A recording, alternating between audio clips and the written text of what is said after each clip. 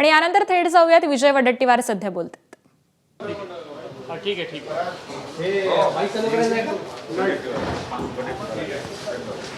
उसकी फ्रेम में उसका लाइव आंदे एक प्रश्न आहे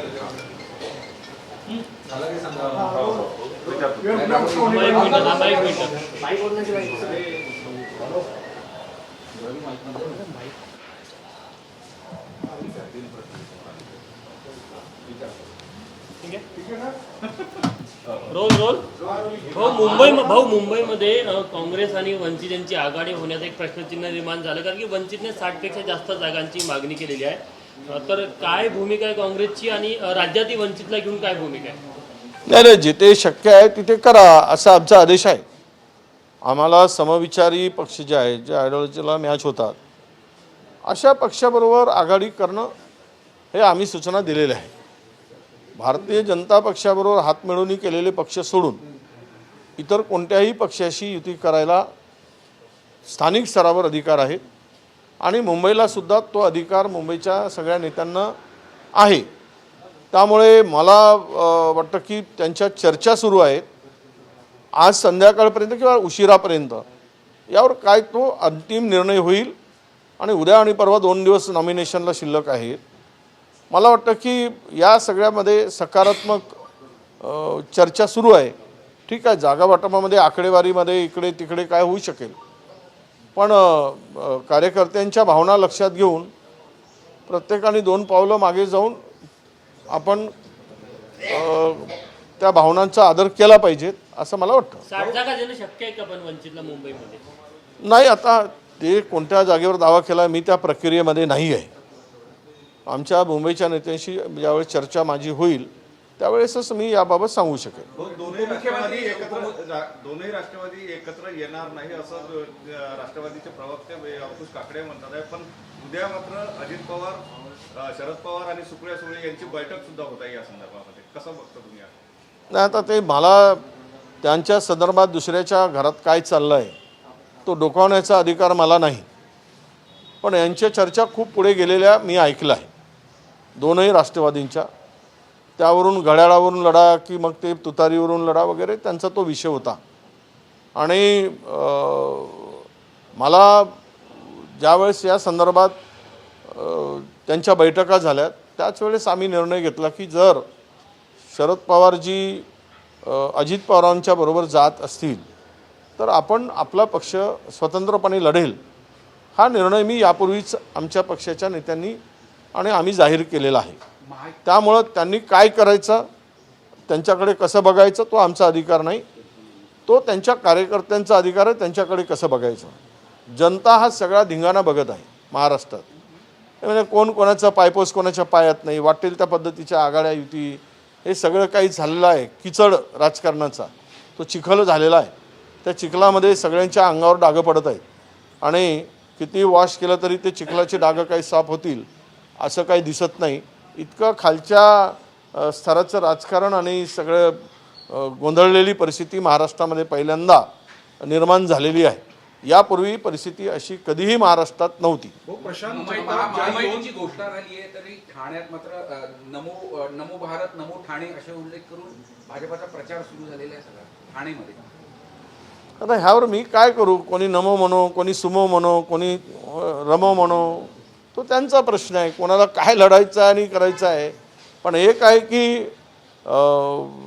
सध्या एकनाथ शिंदे साहेबांच्या मागे राहू दोष किंवा शनी दोष वगैरे काही दोष असा आहे का याची खात्री त्यांनी करून घेतली पाहिजे। कुठल्या तरी ज्योतिषाकडे जाऊन राहू केतू वगैरे ग्रह शांतपणे त्यांना जगू देतील का, की त्यांच्या याच्यामध्ये काही अडचणी आहेत का, तर असंही काही ठिकाणी शंका येते या सगळ्या परिस्थितीत। प्रशांत जगताप यांची उमेदवारी अडचणीची वाटते, कारण ते ज्या 2 जागा मागतात त्याच्यावर राष्ट्रवादी शरद पवार गटाने दावा केलेला आहे। नाही, आम्ही कुठे शरद पवार साहेबांचे त्या जागा आमच्या आता प्रशांत जगताप काँग्रेसमध्ये आहेत, काँग्रेस आम्ही त्यांना शब्द दिला आहे आणि तो आम्ही शब्द पूर्ण करू। आवश्यकता पडली तर तिकडे द्यायचं नाही द्यायचं तो त्यांचा पक्ष आहे, पण आम्हाला द्यायचा आहे तो आमचा अधिकार आहे। त्यामुळे मला नाही वाटत की काही अडचणी येतील। आवश्यकता पडली तर आम्ही पुन्हा चर्चा करू, पण पवारसाहेबांच्या बरोबर राष्ट्रवादीच्या दोनही घड्याळ आणि तुतारी एकत्र जर जात असतील मग त्यांना विचारण्याचा अधिकार कुठे आहे आम्हाला, किंवा आम्हाला विचारण्याचा अधिकार त्यांना कुठे आहे? मुंबईत प्रचारासाठी जर योगी आणि मैथिली ठाकूर येणार असेल तर भाजपनं काय केलं असं संजय राऊत हं? मुंबईत प्रचारासाठी योगी आणि मैथिली ठाकूर जर येणार असेल तर भाजपनं काय केलं असं संजय राऊत विचारतात. बरोबर आहे ना. स्थानिक निवडणुकामध्ये जर त्या योगींची आवश्यकता आहे आणि गरज आहे तर मग ह्यांचं अपयश आहे. या राज्यामध्ये हे सरकार जे चालवत आहेत तीनही पक्ष हे जनतेच्या परीक्षेत नापास झाले आहेत. त्यामुळं दुसऱ्याला बोलवून दुसऱ्या राज्याच्या मुख्यमंत्र्यांना बोलवून मदत घ्यावी लागते पास होण्यासाठी, हा त्याचा अर्थ आहे. आणि योगींची आवश्यकता पडते म्हणजेच आपला हेडमास्टरला वर्ग सांभाळणं जमत नाही, त्यामुळे प्रिन्सिपलला आणून हा महाराष्ट्र पुन्हा सांभाळावं का अशी परिस्थिती दिसते आहे. एका पद्धतीने उत्तर भारतीय वोट बँककडे लक्ष केंद्रित करण्याचा भाजप प्रयत्न करतो. उत्तर भारतीय सगळे वोट बँक मोठी आहे मुंबईत. नाही, हे निवडणुकीमध्ये भारतीय जनता पक्षाचं ध्रुवीकरणाचं राजकारण तर नेहमीच राहिलं आहे. त्यांना ध्रुवीकरण केल्याशिवाय राजकारण करताच येत नाही किंवा ते यशही मिळू शकत नाही. मी नेहमी म्हणत असतो की त्यांच्यामध्ये मतामत पाळण्यासाठी ते प्रांतीयवाद आणतील, बोट दुसऱ्याकडे दाखवतील, ते धर्मवाद आणतील, बोट दुसऱ्याकडे दाखवतील, ते सगळ्या गोष्टी ते आणतील, सगळ्या प्रकारचे फंड करून निवडणूक कुठल्याही परिस्थितीत जिंकायचं. आवश्यकता नाही सगळ्यामध्ये जर ते अपयशी ठरताना दिसले तर मग निवडणूक आयोग आहेच फायनल, म्हणजे अंतिम सहकारी कोण असेल निवडणूक जिंकण्यासाठी तर मग निवडणूक आयोग असेल, त्याचाही वापर करतील. भाऊ, युती अजित पवार यांना ठरवून बाहेर ठेवून कुठेतरी युतीच्या एक स्ट्रॅटेजी दिसत आहे का भाजप, शिवसेना आणि अजित पवार सरकार? मी यापूर्वी बोललो आहे या संदर्भात.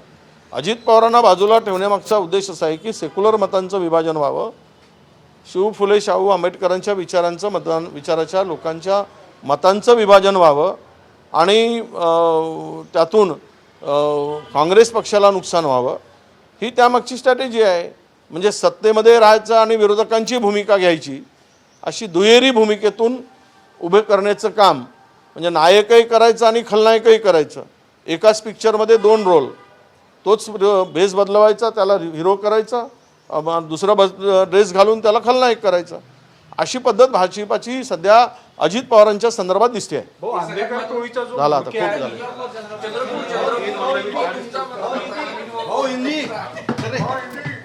तर आम्ही जिथे शक्य आहे तिथे समविचारी पक्षांसोबत युती करू असं वडट्टीवारांनी म्हटलेलं आहे. एबीपी माझा, उघडा डोळे बघा नीट.